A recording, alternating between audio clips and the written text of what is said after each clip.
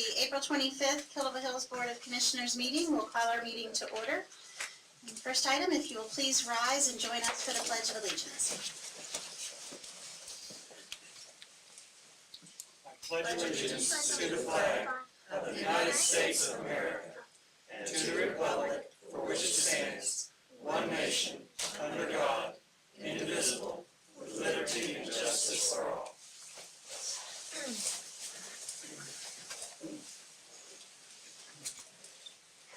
Thank you. And if you please will join us for a moment of silence before we move forward with our agenda.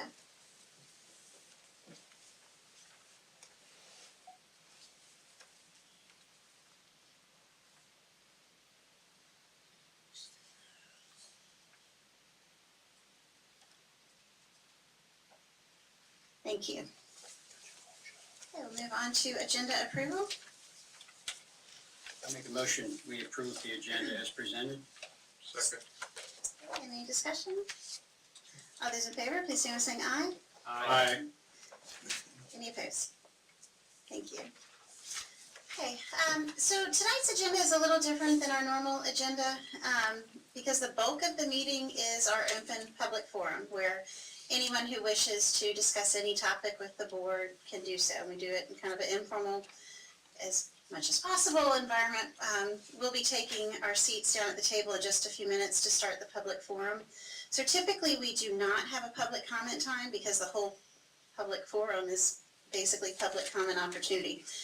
We did have one request though from Meredith Crockett. She has 2 young children, welcome girls, with her tonight, and so she has requested to speak before the public forum, which we're going to honor that request, and then we'll knock out the 2 new business items, and then we'll move to the public forum. So just wanted to kind of explain our flow. So with that being said, welcome Meredith, if you would go to the podium and introduce, I've kind of introduced you, but your address and whatever you wish to address. I am Meredith Crockett, and I live at 308 West Ocean Acres Drive in Killable Hills, and I speak for most of the neighbors in my immediate surrounding area. We have had a huge problem with speeding on our street.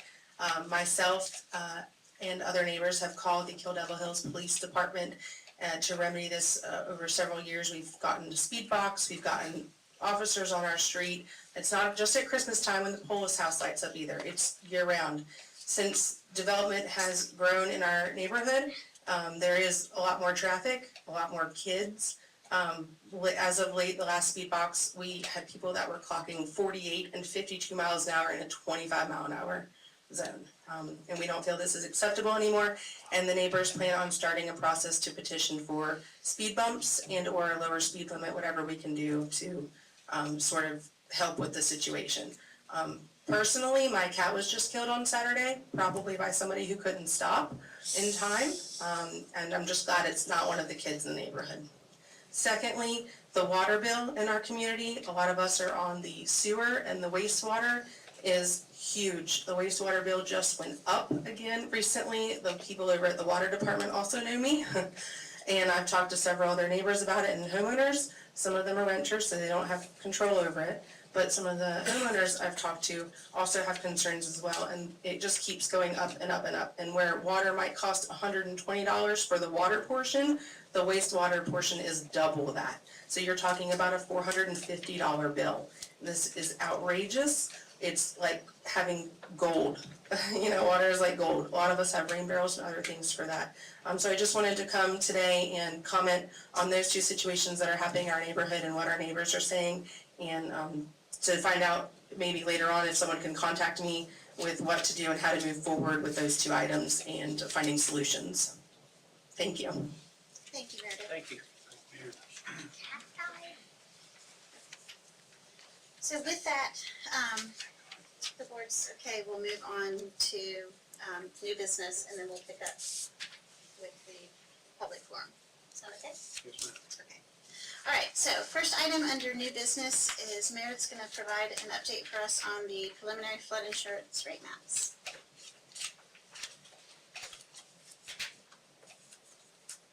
Thank you, Meredith.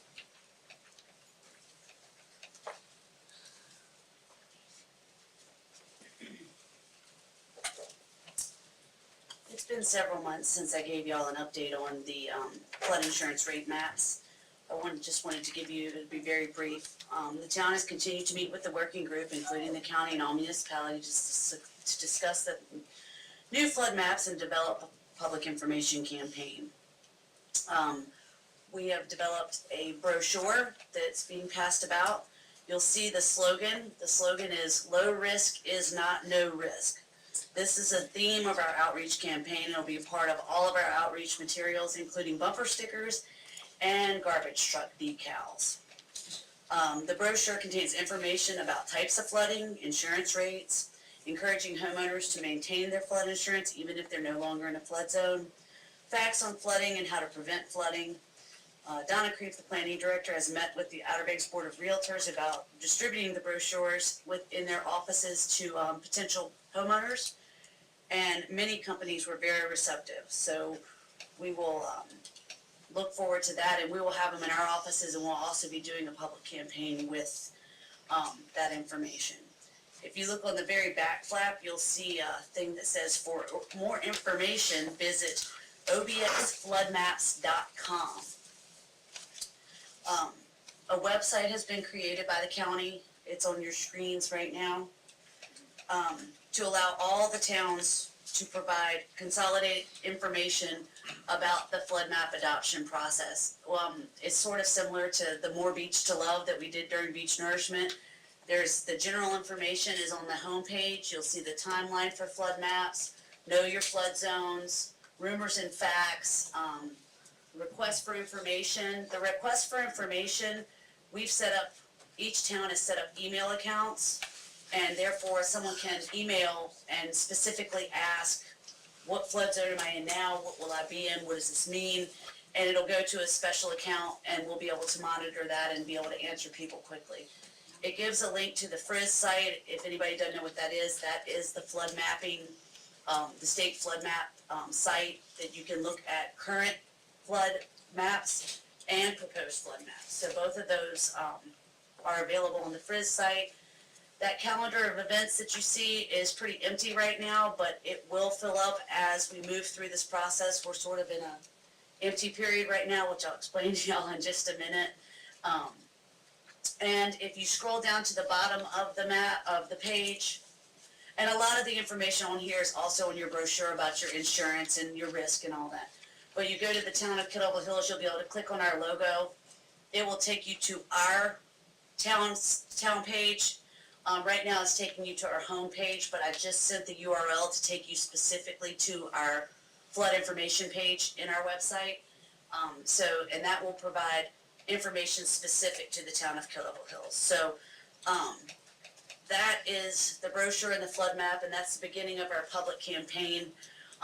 This is good to keep people informed, but it's also really good for our CRS ratings, our points for public outreach. So I gotta give a special thanks to Donna Creef, the Dare County Planning Director, for doing so much legwork on both of these items. She designed the brochure, and the Dare County staff developed the website and created it for all the towns, and it's just been extraordinary what the county's done to help us all come together as one to keep our information out there and to try to make it easy for everybody. So thanks to Donna for doing that for us. The next thing that the group's been working on is we continue to work on the ordinance. The model ordinance will have to be adopted along with the new maps. As you recall, the commissioners directed staff to develop a higher regulatory standard for the ordinance that will reflect actual flooding in the town, which we believe deviates greatly from the new maps. The working group has been going through the ordinance page by page to discuss various options. We continue to work on a common idea for a higher regulatory standard to be consistent as possible. It's been the goal of the group since we met with the home builders, and one of the requests from the home builders was for all the towns to have ordinances as consistent as possible with each other, and that has been our group's goal, and it's been my goal as we've moved forward. We've also met with the state officials to work through additional regulations and how they will fit in a model ordinance when we're regulating properties in an X zone, which is not a special flood hazard zone. We'll meet again next week, and we'll continue on. I think we're on about page 17. So we're gonna keep moving through that. Finally, I'll give you the current timeline. I've given you many, many timelines through this process, so please know that this is flexible. It's not, we don't get to make this timeline, it depends on when we get the state. But the most recent timeline from, the state gives us the revised maps will be released to the county as early as the end of this month or next month. That means that will address any revisions that came out of the 90-day appeal process. The 90-day appeal process ended 6-7 months ago. The town of Kill Devil Hills filed no appeals, per the Board of Commissioners. There may have been individual appeals, people that looked at the maps and said, that's not my address. The town will have 30 days to review any revisions that have been made to the maps. Once that's complete, then the state and FEMA will have to publish the maps in the Federal Registry and issue the county, because everything goes to the county. So when I'm saying the county, that's all of us, because it's a county map, which includes all the municipalities. We'll get a letter of final map determination. We're hoping for that letter late fall 2018. That's a big step in the process. That's when we can actually start clocks. That letter will start the final 6-month adoption period. At the conclusion of the 6th month, the town will have to have adopted the new maps and the revised flood damage prevention ordinance. So that at the earliest, if they keep this schedule, we will have new maps in the spring of 2019. But that is very subject to change. We have not gotten the revised maps yet, so we haven't started that. And then after we turn them back in, we still have to get that letter. So really, I'll be able to give y'all some real dates when we get that letter of final determination. However, staff is still working diligently on the ordinance so that when we do receive the letter of final determination, we'll be ready to start the process with a good draft of the ordinance for the Board of Commissioners and the publics to begin reviewing. And that is my update on the flood maps for you. Meredith, as part of the timeline, from the point that we have our 30 days to review and provide any input or feedback, is there a timeline for FEMA to submit that letter to the, to notify the county, or not really? No. We have to wait we have to get the revised maps, and when we get those, we get 30 days. Right. At 30 days, it depends on if any revisions need to be made. I think the county had 2 appeals, and they were both more address appeals. One was actually a elevation appeal. They had a Lomer, and anyway, none of them, no bombs that we know in the appeal process went that they're gonna, we sent strong letters that we thought that the process was flawed and that the formula that they used was flawed, but that did nothing. I mean, they didn't do anything with that, so, and then from the 30 days, they have to publish it in the Federal Registry and give us our letter of map determination. Again, we don't have control of that. Right, and they don't have a mandated timeline to follow for that. I No, know they then don't. we have 6 months, but But That- once we get that that letter, we'll start talking real dates, real dates. I think that Currituck has been waiting for their letter of map determination for 4 months. 4 months, John, Jay? Jay, yeah. So, Jay is, he's been working with the home builders. He's the chair of the flood map home builder working group that we've met with once, and hopefully we're gonna meet with again once we get a few more things ironed out and figure out what page everybody's on. But in general, the towns are together in the concept of the higher regulatory standard. Some of the numbers are varying at this point, but, I would say, how optimistic, and you may not have an answer to this question, and I get it totally, how optimistic are you that we're gonna be able to align ordinances between the towns? I mean, that seems like a monumental task. it's a pretty big task. Just And- call it a spade a spade. And I think, we're looking at local elevation standards. So, and Kill Devil Hills specifically is looking at 8 feet. Because we've looked at our historic maps, our current maps, and our average elevations for special flood hazards are 8.3 right now, and they were back in the 70s. 8 has been a theme in Kill Devil Hills, so we're looking at, and then in the actual special flood hazard areas, we're looking at freeboard that gets you to 8. So if it's an A04, we're gonna have 4 foot of freeboard or 8 feet. You know, some of the towns are looking at slightly different numbers, but everybody's looking towards the local elevation standard. You know, there's gonna be nuances, you know, free of obstruction, things like that I'll go through. What I hope to have for y'all when we get this ordinance ironed out, and nobody has taken it to their board yet, so we might all go in very, very close, and when it gets in the political process and the public process, it may deviate. I can't predict that, but we'll bring to you what other towns are presenting to their boards so that you know where the differences are and you know why they're making those recommendations and why they would or wouldn't work for Kill Devil Hills, or why we didn't do that too. So that's what this group's trying to do, so that everybody knows what everybody else is doing and no one's working in a vacuum. It's been really nice working as a large planning group, with everybody in the entire county. I think it's awesome. I'm optimistic, but I think it's great. And this is wonderful, so when I see Donna, I'll let her know as well. Please do. But yeah, She she pulled a lot of information together. She got the artist to come up with our logo. The low risk is not no risk.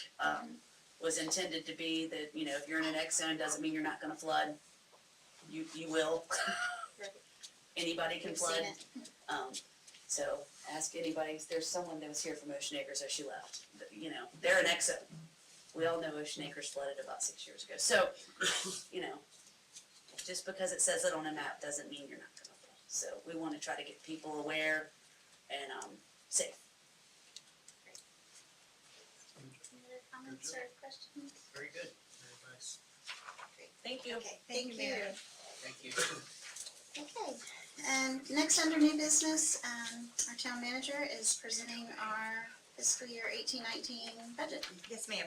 Thank you, and thank you, board, for allowing us to have these items on the agenda this evening, including the consent agenda items. I know it was a public forum, but we really wanted to move these forward. In accordance with the provisions of North Carolina General Statute 159-13, the governing board shall adopt a budget ordinance not earlier than 10 days after it's presented and not later than July 1st. Before the budget is adopted, the board will need to hold a public hearing, at which time any persons who wish to be heard on the recommended budget may appear. Typically, the board does hold a budget work session. I'd like to propose this evening that the board considers holding that work session at the May 14th meeting. My thought would be after any regular agenda items, then go into the work session, but the meeting would start at 5:30. And then the public hearing be scheduled for Monday, June the 11th at 5:30. And a motion would be in order to set the budget work session and the public hearing. So for point of reference, Terry, I'm not sure how it was, you've been through this before years ago, but John, for you, of late, probably the last 7 years, and I don't know prior to that, but we have been, sometimes on, if it's not the second half of a 2-year cycle, we've held just standalone workshops, but we found when you're in the second year of a 2-year budget, really the only things that we should find are big changes that were unpredicted or something maybe we've requested that we're looking at. So it's often, you know, there might be some catch-up work, but you're not starting from scratch, so to speak. So normally in doing so, it's not a heavy agenda. We'll knock out any agenda items that we need to and then can take time to go through this. I will share, and I know finance staff, they're here. Between now and if we do schedule this for May 14th, if you have any questions as you start going through it, they're a phenomenal resource and would be available, but then also that's the whole point of that night too, is to go through questions and spend time with it, so. And if we have the workshop on the 14th and either it starts going really late or long, because there's more questions than we anticipated, or we need to have another one, there's time between the May 14th and the June 11th to do that, so. Sounds reasonable. But this is the second year of a 2-year budget cycle, and I think that's always important to point out. So you do the government budgets on a 2-year plan. Right. And the first year is, normally requires a little more time intense, other than staff has been doing a phenomenal job over the years and helping keep that moving too, but, Debbie, anything to add to, anything I've covered? Thank you. So, I guess discussion about, are we comfortable with scheduling the work session for the 14th as part of that meeting? Like still start our regular time? Yeah. 5:30. Okay, then, a motion would be in order. I'll make a motion that we schedule our budget work session for Monday, May 14th at 5:30, and follow up with a public hearing on June 11th, 2018 at 5:30 p.m. Second? All those, or any discussion? All those in favor, please signal by saying aye. Aye. Any opposed? Great, thank Thank you. you very much. Look forward to going through this. Thank you. Obviously, this is one of our biggest tasks each year, is the budget, so spend a lot of time with that. Okay, let me ask, if you look at our agenda, we've got, I'll run through it real quick, Commissioner's agenda, if you wanna, anyone wants to touch on anything now, or hold it till the forum, or if you do, we can go over any items. I just had a couple of items that I wanted to mention, and I'm sure that Commissioner Winley does as well. I attended the recent trash attack, and I was really impressed with the staff efforts and how much was collected. It was a well-attended event, and I think that we did our town a lot of good. We collected almost 3 tons of bulk items and 21 cubic yards of trash, and it was a very good job. Also, the other item I wanted to bring up, there's a new initiative that has come out recently. It was aired by the Goldsboro News about law enforcement officials from several counties gathered in Kinston, and they announced Take Back North Carolina. It's a good initiative that deals with the opiate and with criminals and the drug issues, and I think we can see some good things come out of this initiative. And then the third and last thing that I had asked the police chief to talk with me about neighborhood policing. They provided information to me on a neighborhood program. I've talked with the police chief a couple times, and he's assured me that he's on the right path to garner public sentiment to find out if we have people that want to support a neighborhood watch program. After my last conversation with him, I'm confident that he's going to move that issue forward and come back with a recommendation to us as to how to best proceed with it. So, is this, something that we're kind of putting out a call to citizens to see if they're interested in neighborhood watch? I Is think that what that is? I think he's probably gonna come up with a program to do that, from what I understood. And he's gonna have some sort of meeting where we ask citizens to come forward, if they want to demonstrate they have an interest in creating a neighborhood watch program. Is that pretty much on target, Yes, sir. Chief? Yes, sir. So I think he's got it well in hand, and we'll wait and see what his recommendation is. Sounds good. I also wanted to thank everybody who participated in the trash attack last weekend. I want to send out a big thank you to Sandy Markland for her leadership in trash attack this year and previous years. It was a success. We really made a positive contribution to our town, and it was a fun day. You know, something I was happy and proud to be able to participate in. I believe I have 2 other zone captains up here with me today. Mike, were you a zone captain? No? Now it's beyond. He's got all the Oh. Commissioner Hogan worked with me, and He did very well. So, He's done that before. Thank you. I got a gold star? Yeah.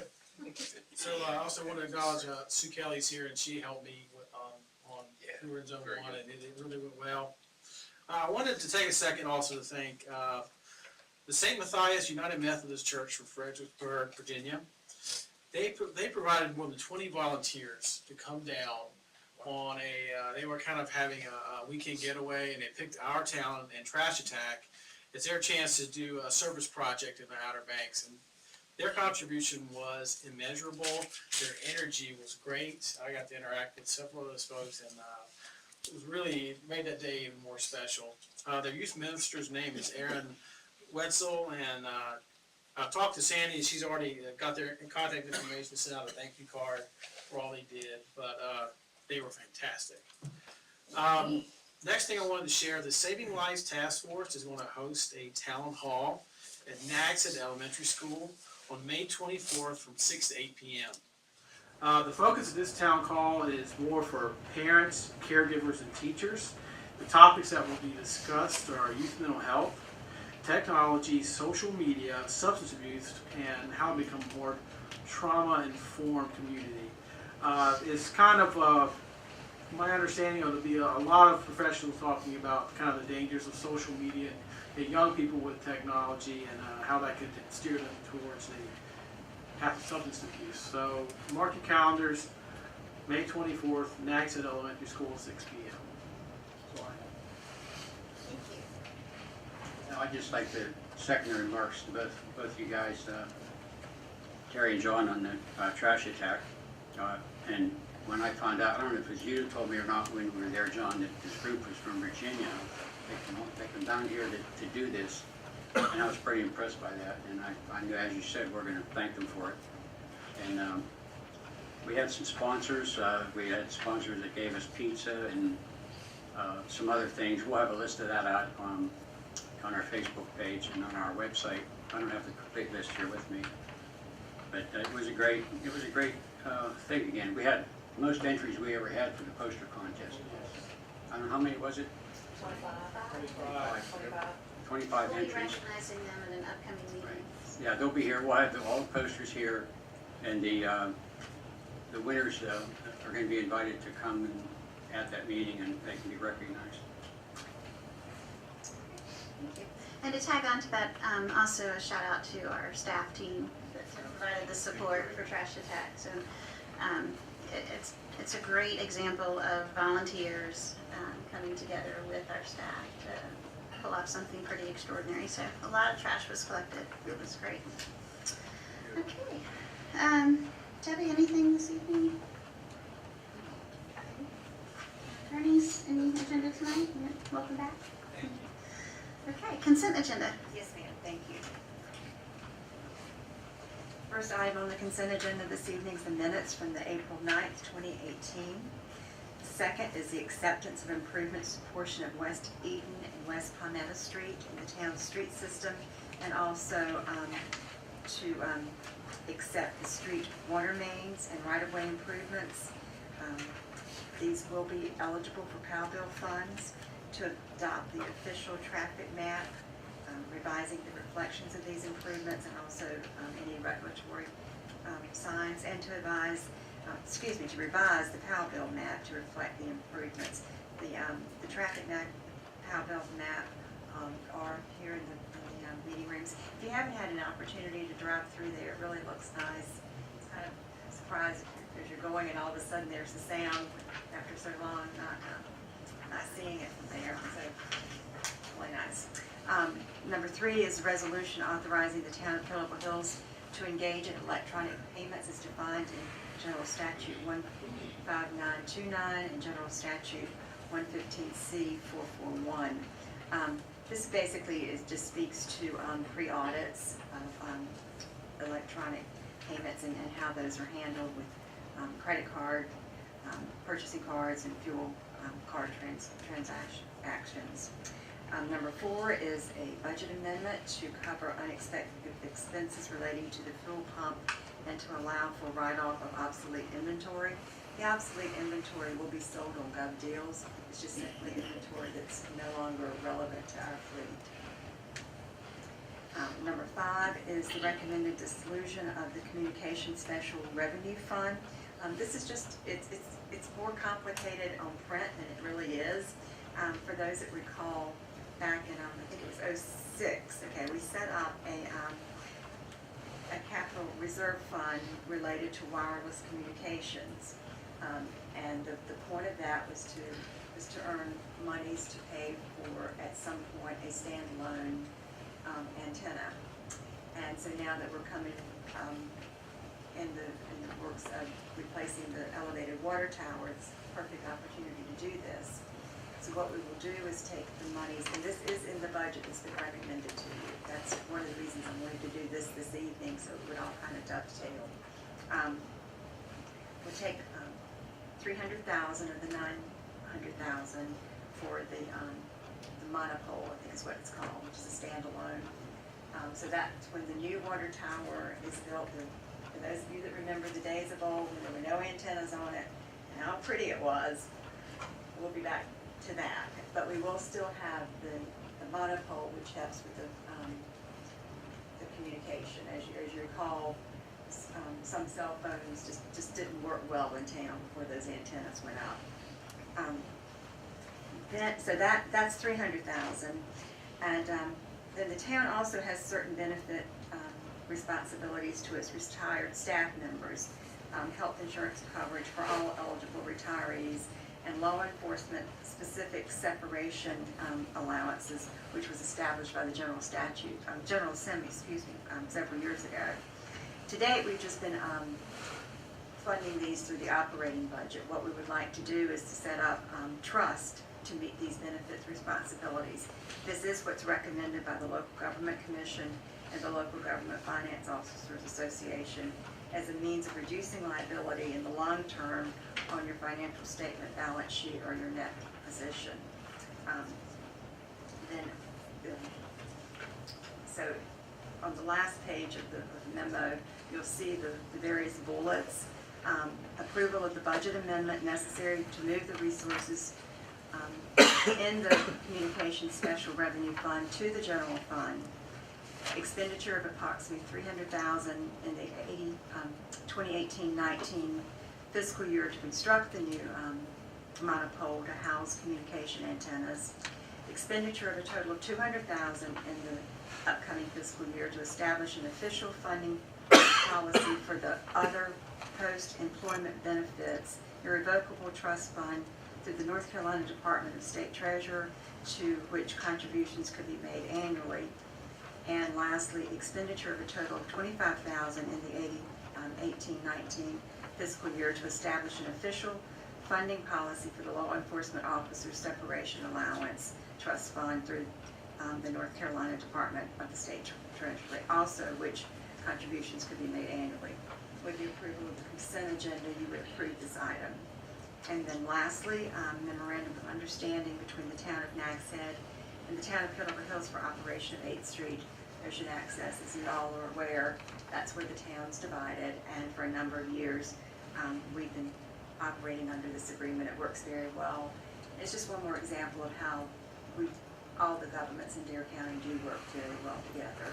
So staff recommends approval of the consent agenda as presented. Thank you, Debbie. Questions? Comments? Motion? So moved.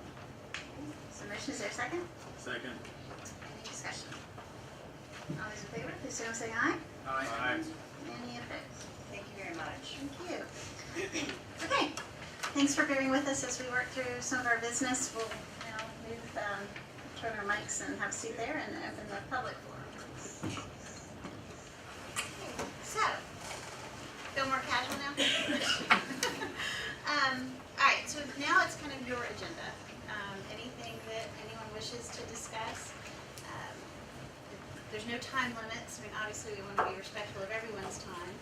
So when you're speaking or addressing, just be mindful of that, but we're not timing the 3 minutes or the 5 minutes.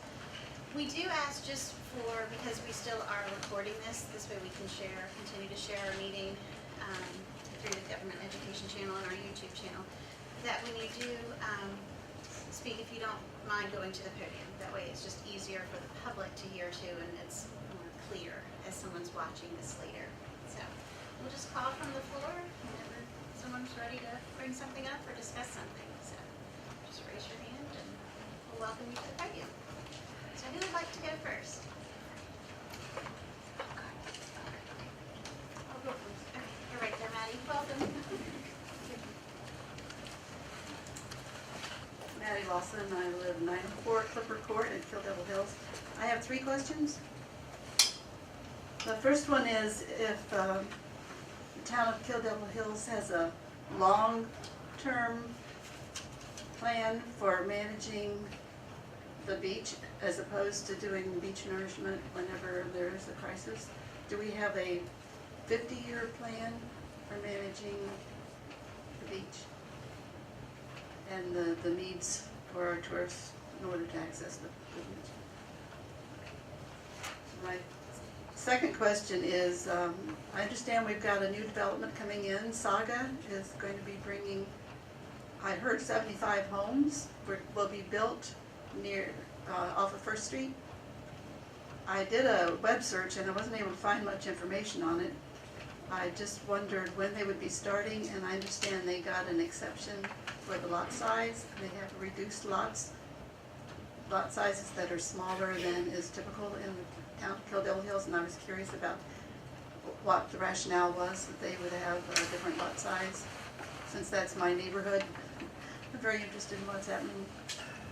And my last question is, we have a lot of growth in Kill Devil Hills with these new homes being built, which is really exciting, which means there's more tax money coming in, and I'm wondering if the town of Kill Devil Hills would be interested in considering reducing our taxes with all this new revenue in light of how expensive it is to live in the Outer Banks, and I'm worried that our workers and our retirees are going to be reaching a point where they can't afford to live here anymore. So anytime that we have a chance to reduce taxes, I would be all for that. Those are my questions. Thank you. Well, we can take a stab at a few of these and get us started with the conversation. The first thing you referenced was a long-term beach nourishment plan.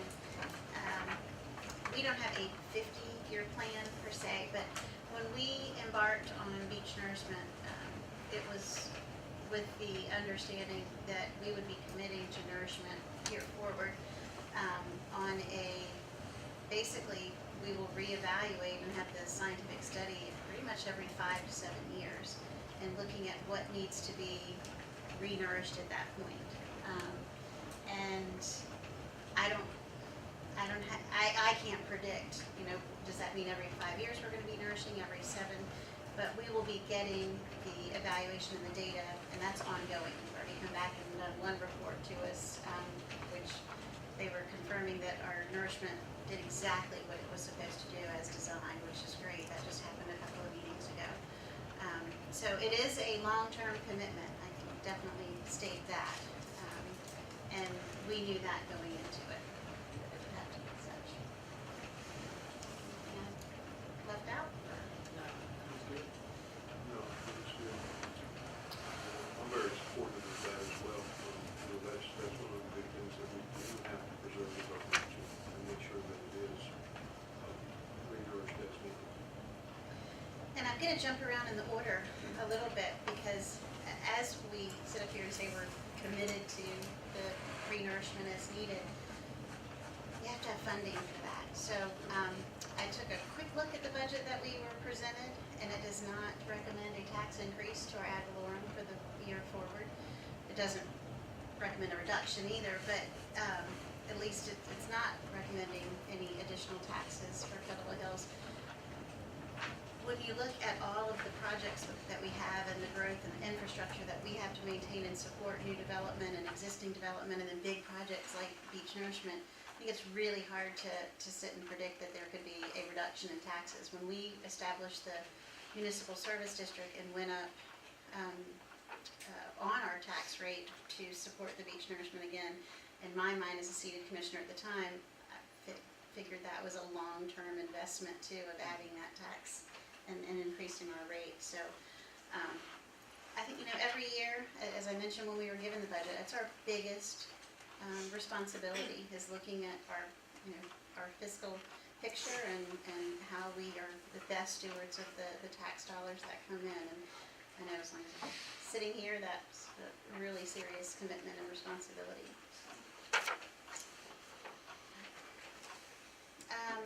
The new development, yes, it is a new residential development that's coming in off of First Street. There's an access office on First Street and a parking court, is that right? Right. Did I get that right off of memory? So there wasn't an exception made. There was an ordinance change, and the lot sizes. Meredith, I'm gonna actually call on you because I don't want to misquote here. But what we ended up changing, the lots are, where I live. It puts them. Some of them are my size lot, so it's not smaller in KDH than anything in KDH. And some of them are larger, but that had been, this is where I need you to let Meredith explain exactly. The Saga applied for a zoning amendment. It wasn't a board initiated amendment, it wasn't an exception.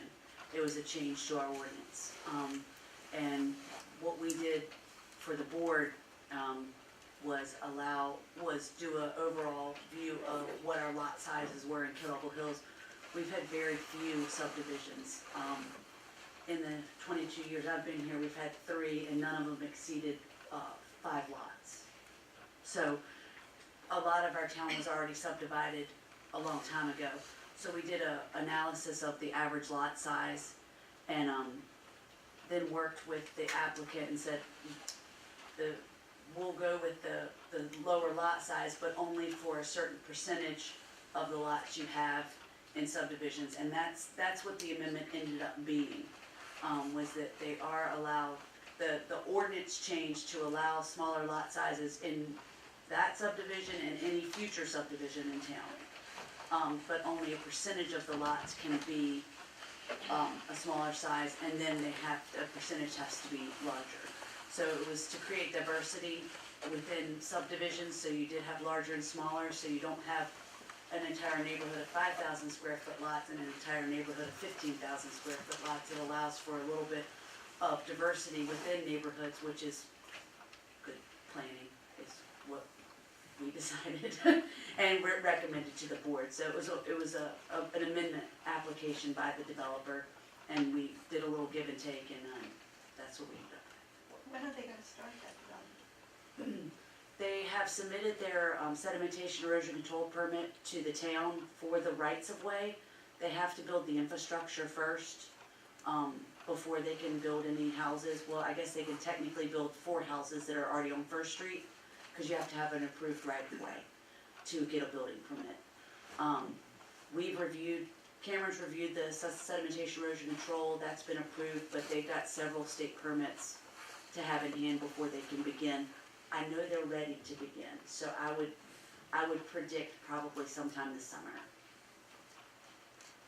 With the right of ways, not with the houses. They have, like I said, they have to build the streets and water lines and wastewater first. Thank you, thanks for your questions. Anyone have anything else? I think one thing we need to add about the Saga neighborhood is, they're gonna have wastewater lines in there instead of septic tanks. So that is something else that makes Oh, it yes. unique as well. So that kind of, I may be wrong about this, but the precedent for the larger lot sizes in the past was to have room for a well and a septic tank on one property. Since they're not gonna need either, it kind of gives a reason. Cameron just reminded me one other thing about the amendment. It was only for subdivisions that were 5 acres or greater. Okay. How many of those? We still have one large piece, between the highways that's owned by the same owner that this piece was owned by, that's not part of this development. I don't know that she'll ever sell it, but it is 5 acres or greater between the highways, there. So there's one. Fun additional. Okay. Who would like to speak next? Or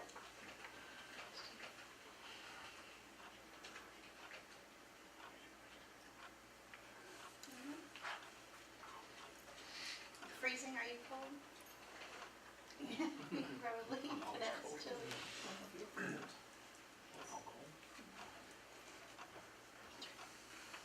Anyone else? Did you guys just come to take notes? No one has any? It's gonna be really short if no one has any questions. I just like the coffee and donuts. Did we advertise coffee and donuts? I'm so sorry. Somebody like. It's never just looking cold. So you can go get coffee afterward.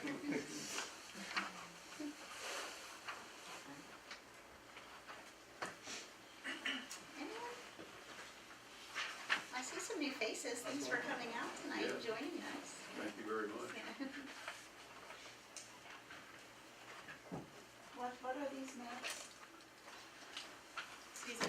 Oh, one is, and I don't know which is which from up here, but one is the, Howe bill, and I think one is the official traffic map. Is that right? This is the PAT bill. And that one must be the That's official. the traffic map here. You have to have an official traffic map so that the, speeding and stop signs and those regular traffic signs can be enforced in court. And the Powellville map is so we get, funded, street funding from Powellville. I think it's a tax that's on the gasoline that goes to the state and then comes back to municipalities based on the, miles of street that meet certain criteria. What's an example of the amounts we normally get, you know, offhand? Beverly just slipped up. I I think she thought we were ending. wanna say there's, around 250,000 in your budget, That's all right, I just, It's I know, it's got its own little, I was thinking do you around remember 300. Steve? You're right in Oh, right? right in the ballpark, it's 5,700 is the budget. And that will increase next year with these streets being added.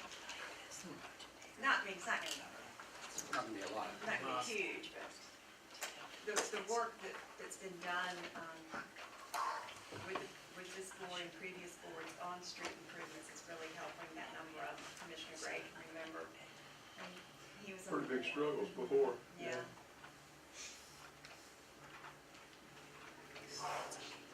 Yeah, well, based on expenditure.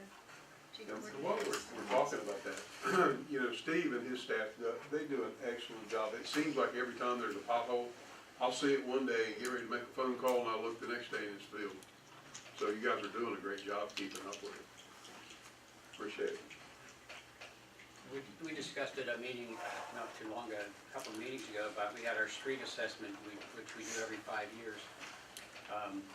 And I was involved in that along with Steve and some others.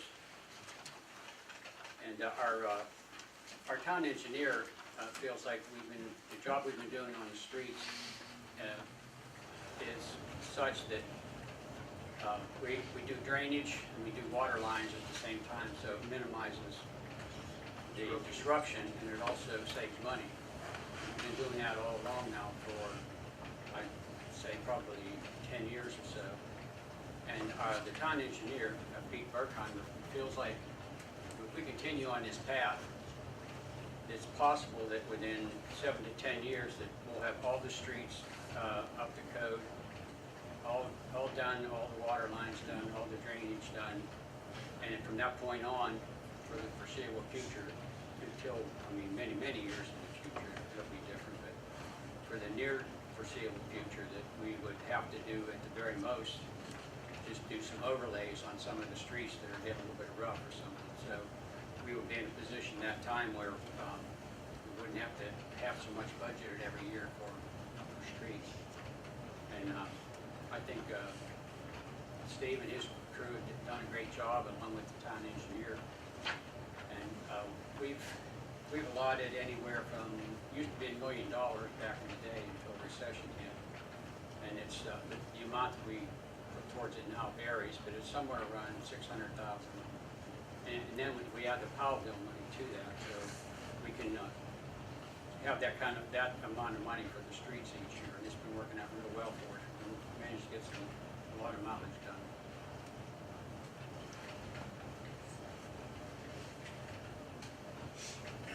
Yeah, so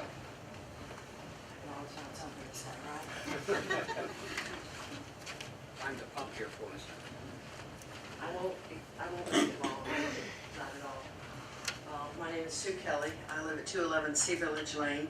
And on behalf of the Community Appearance Commission, let me also add thanks to our fabulous staff.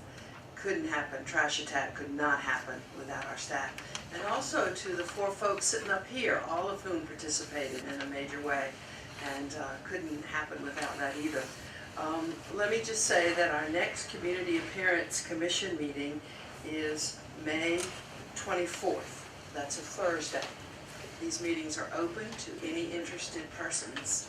We meet in this room at 8:30 in the morning, and we have a commitment to be done by 10 a.m. And I believe we have met that commitment ever since we got started about 5 years ago.